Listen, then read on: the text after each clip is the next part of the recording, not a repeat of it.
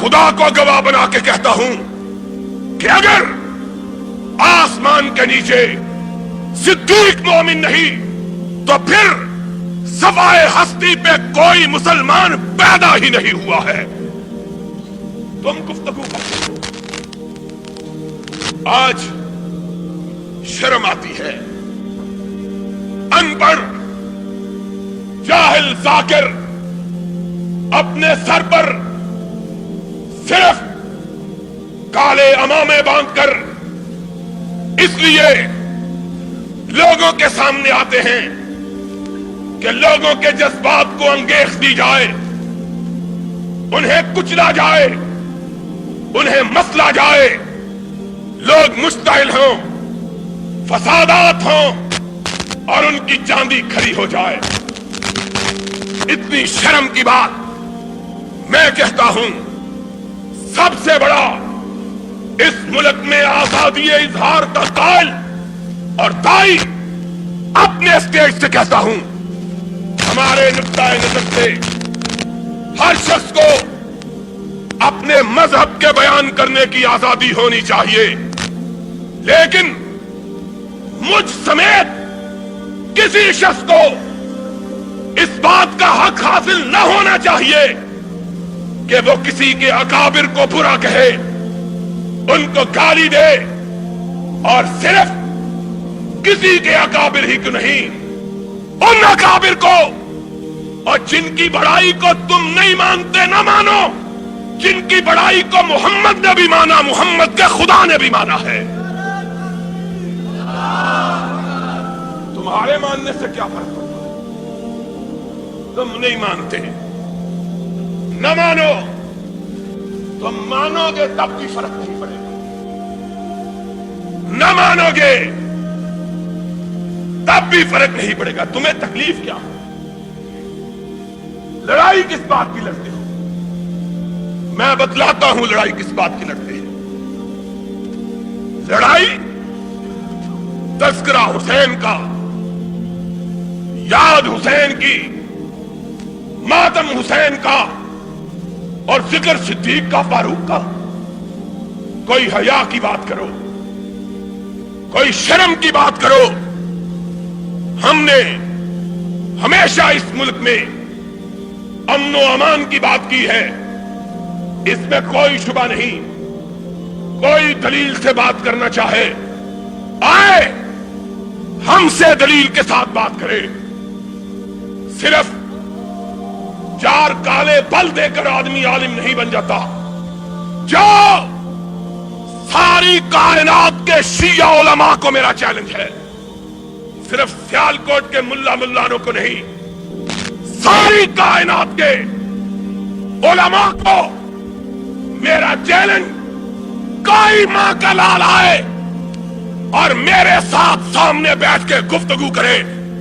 اگر 3 منٹ اس مسئلے پہ گفتگو کر سکے کہ صدیق کو علی نے نہیں مانا تھا تو کعبے کے رب کی قسم ہے میں محمد کے منبر پہ قدم رکھنا چھوڑ دوں گا.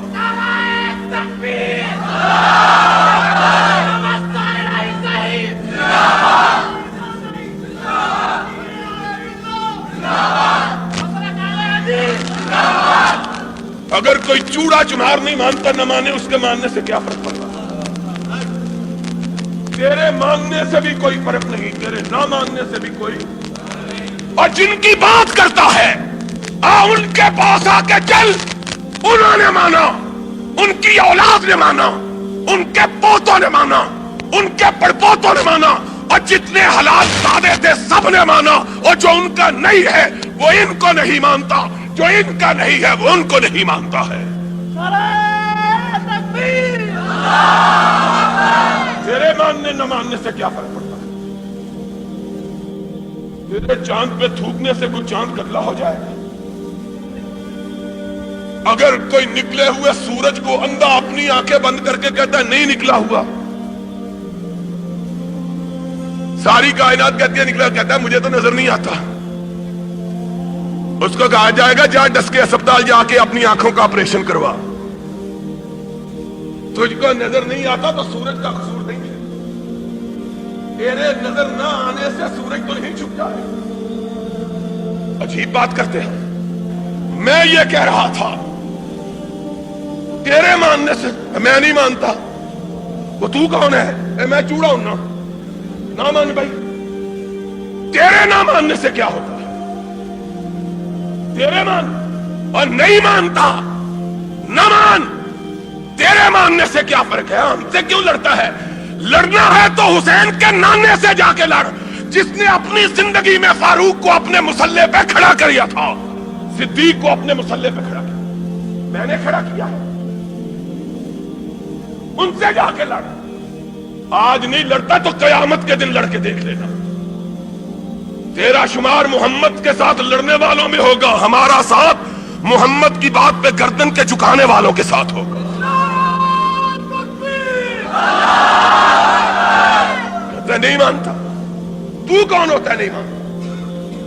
اور نہیں مانتا تو علی کو پوچھ اس نے کیوں مانا تھا. اور آج بات آئی ہے تو سن لو، یاد رکھنا بات کو.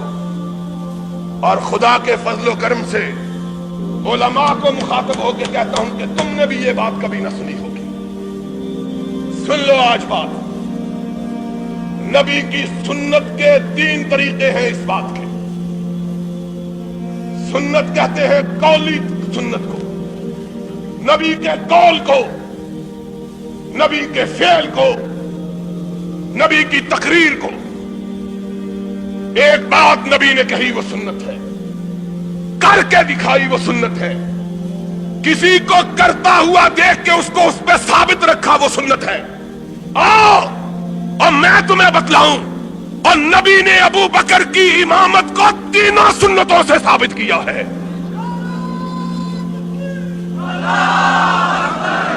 قولی سے بھی ثابت کیا، فعلی سے بھی ثابت کیا، تقریر سے بھی ثابت کیا. غشی تاری صحابہ مسجد نبوی میں دم بخود بہتے حجرہ عائشہ کی طرف دیکھ رہے ہیں. اس کے حجرے کی طرف دیکھ رہے ہیں جس کا نام تجھ کو گوارا نہیں ہے. اس کے حجرے کی طرف کہ قرآن نے جس کو مومنوں کی ماں کہا ہے، اور جو اس کو ماں نہیں کہتا وہ مومن نہیں ہے. اور جو مومن ہے عائشہ اس کی ماں ہے، اور عائشہ جس کی ماں نہیں وہ مومن. قرآن کا فیصلہ ہے. ازواجہ، آؤ تم نہ مانو، ان کو مبارک ہو جن کو ایمان مبارک ہے. تمہارے ماننے سے کیا کرتا؟ حجرہ عائشہ کی طرف نگاہ کیے ہوئے، اذان ہو چکی، نماز کا وقت آ چکا ہے. کواڑوں کی طرف نگاہیں لگائے کہ کونین کا تاجدار آئے اور ہماری امامت فرمائے.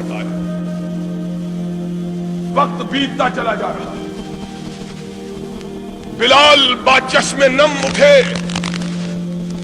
آقا کے دروازے کے قریب ہو کے کہا الصلاۃ الصلاۃ.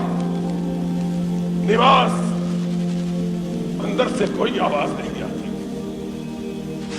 بلال کی آواز ٹوٹ جاتی ہے، دل شکستہ ہو جاتا ہے. آج اندر سے کوئی آواز نہیں آ رہی، نہ جانے میرے آقا پہ کیا بیت گئی.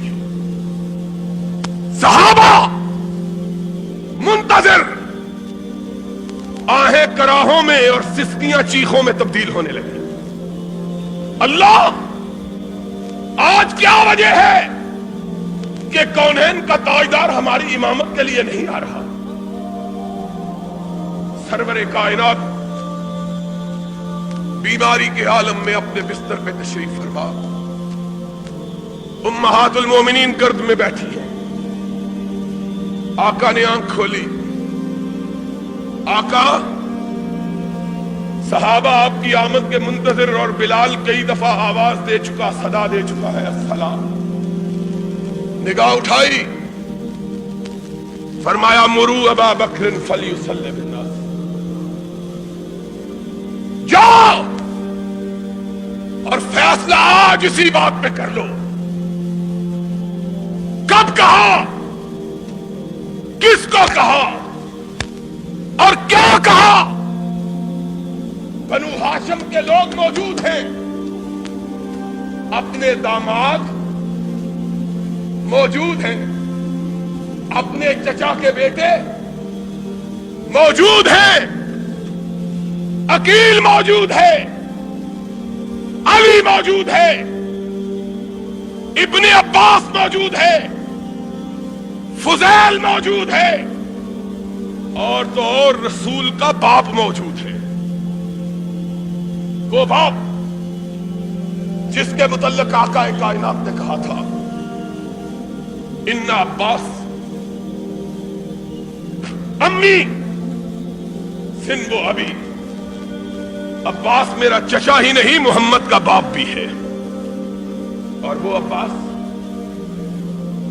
جب جنگ بدر میں قیدی تھا اور قیدیوں کے ساتھ بنا ہوا تھا تو صحابہ کہتے ہیں ہم نے آقا کے خیمے پہ نگاہ ڈالی، دیکھا کہ آقا کے خیمے سے سسکیوں کی آواز آ رہی ہے۔ لوگ اجازت پا کے حضور میں حاضر ہوئے، یا رسول اللہ آپ اور آپ کی آنکھوں میں آنسو۔ فرمایا میرا چچا عباس قیدیوں میں بندھا ہوا ہے، محمد کو چین کیسے آ سکتا ہے؟ وہ چچا عباس ایمان لا چکا، اسلام قبول کر چکا، اور سرور کائنات کے دست مبارک سے خلعت فاخرہ حاصل کر چکا۔ صرف چچا ہی نہیں، بنو ہاشم کا سردار بھی۔ اور کیا کہوں، تمہاری روایات کے مطابق حسن بھی موجود ہے، حسین بھی، لیکن امامت کے لیے میرے آقا تو نے پکارا تو کس کو پکارا؟ یہ سارے موجود، کہاں مرو ابا بکر فلیصلی بالناس، جاؤ میرے چچا عباس کو کہو، میرے داماد علی کو کہو، میری دو بیٹیوں کے شوہر عثمان کو کہو، میرے لخت جگر حسن کو کہو، فاطمہ کے جگر گوشہ حسین کو کہو تم پیچھے کھڑے ہو جاؤ، عائشہ کا باپ آگے کھڑا ہو جائے۔ مرو ابا بکر فلیصلی بالناس، جاؤ ابو بکر کو کہو آگے کھڑا۔ اور کس کی مجال ہے کہ دم مارو؟ کوئی اعتراض کر کے دیکھے تو صحیح، وہ اعتراض کرنا تھا تو اس دن کرتے، کیوں نہیں کہا؟ آقا کس کو آگے کھڑے کر رہے ہو؟ کون بولے؟ کس کی مجال ہے کہ لفظ اٹھائی؟ اور صدیقہ بولی، میں نے کہا کہ بولی نہیں، عرش والے نے بلوایا تاکہ بات پکی ہو جائے۔ کہا یا رسول اللہ کسی اور کو کہہ دیجیے۔ نگاہ اٹھائی، فرمایا لا ينبغي لقوم ان يكون فيهم ابو بکر ان يؤمهم غيره، ابو بکر کے ہوتے ہوئے کوئی دوسرا محمد کے مصلی پہ کھڑا ہونے کی جرات کر سکتا ہی نہیں ہے۔ مرو ابا بکر فلیصلی بالناس، جاؤ میرے صدیق کو کھڑا کرو۔ ہائے ہائے، تیسری مرتبہ پھر خدا نے کہلوایا، آقا کسی اور مسئلہ کس طرح پکا کر رہا ہے۔ کہا یا اللہ والمؤمنون الا ابا بکر، فرش والے بھی نہیں مانتے، عرش والا بھی نہیں مانتا۔ فرش والے عرش والے مانے تو اکیلے ابو بکر کو مانے۔ جاؤ ابو بکر کو کہو میرے مصلی امامت پہ کھڑا ہو جاؤ۔ بلال نے تب دستک دی، اندر سے ارشاد ہوا جاؤ میرے صدیق کو میرے جیتے جی میرے مصلی پہ کھڑا کر دو۔ کہ آنے والے جب کوئی اعتراض کرے تو کسی اور پہ نہ کرے، محمد پہ کرے، تاکہ اپنا ناتا تو اس سے توڑ لے۔ اعتراض کرنا ہے تو اس پہ کرو۔ اور سنو، قومی سنت یہاں ثابت ہوئی، اور صدیق کی امامت کے لیے محمد کی تینوں سنتیں اکٹھی ہو گئی۔ کھڑے ہو گئے، ارشاد ہوا مجھ کو اٹھاؤ۔ آقا کیا بات ہے؟ فرمایا میں بنو ہاشم کو دیکھوں میرے ابو بکر کے پیچھے ہیں کہ نہیں ہیں؟ میں دیکھوں تو صحیح کہ پیچھے کون رہا، کون ہے جس نے حکم سے سرتابی کی، کون جو میرے کھڑے ہوئے کو نہیں مانتا، جس کو میں نے آگے کیا ہے، کون ہے جو اس کو پیچھے کرتا؟ دیکھوں تو صحیح۔ آقا کائنات اٹھائے گئے، حجرہ عائشہ سے قدم باہر رکھا، صفوں پہ نگاہ ڈالی، آسمان کی طرف رخ کیا، چہرہ گلنار ہو گیا۔ اللہ تیرا شکر، اپنے جیتے جیتے اپنی امت کو ایک امین کے سپرد کر کے جا رہا۔ باہر نکلے اور کونین کا تاجدار سچا نبی تھا۔ باہر نکلا، صحن مسجد خوشبو سے مہک اٹھا کہ محمد کریم آئے اور خوشبو نہ پھیلے۔